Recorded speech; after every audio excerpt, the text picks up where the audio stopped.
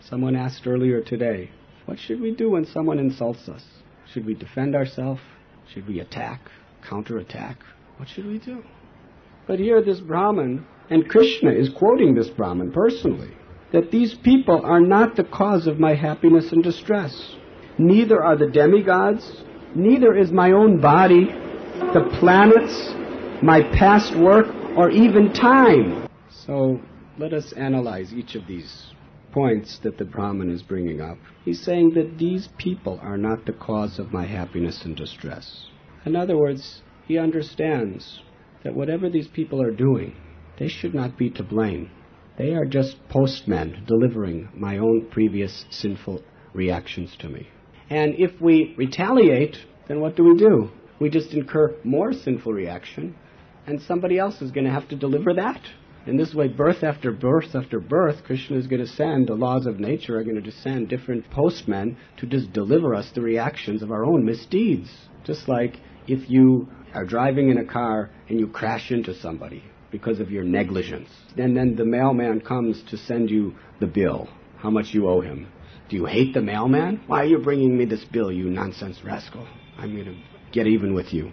The mailman is just delivering you what you've done to yourself.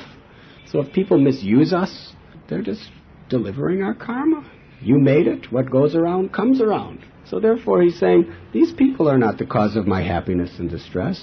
And then he's saying, neither are the demigods. The demigods are controlling all the different phenomenal activities of this material world. They're controlling the heat, they're controlling the cold. Sometimes it's too hot and we are in distress. Sometimes it's too cold and we are in distress. Sometimes too much rain, sometimes not enough rain. Sometimes earthquakes, volcanoes, hurricanes.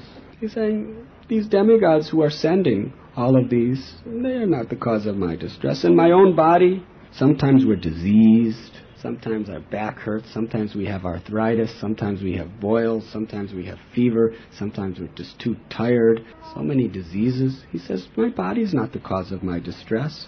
And the planets, here in India, people are very much attached to giving credit and blame to the planets. This is called astrology. That this distress, it's because Suni is in the 4th house, something like that. That's the cause of my distress. Or it's because Rahu has come into my life. This is the cause of my distress. It's all Rahu's fault. Damn Rahu. I just have to wait somehow or other. I just have to wait it out until he gets out of my house, right? And he gets out of my constellations. He said, nah, it's the planets. They're not the cause of my distress. Nor is my past work. That whatever sinful activities I performed and all the karma that's coming back to me, that karma and that past work is not the cause of my distress. Neither is time. Time consuming everyone, making us grow old, bringing us closer at every moment to death. He says, even time is not the cause of my distress.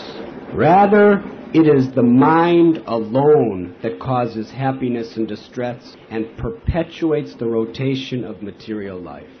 You see, all these things will come. The astrological influences, the various arrangements created by the demigods, other people, our own past activities, our own force of time. They will create so many circumstances in our life, but they're not the cause of our happiness or distress. It is the mind that relates to these things that is the singular cause of all happiness and all distress, which are the cause of bondage in this world. Krishna explains, for one who controls the mind is the best friend, but for one who fails to do so, the mind is the worst enemy. Therefore, the only problem in this entire creation is a polluted mind. Otherwise, even in the greatest catastrophe, there's no problem.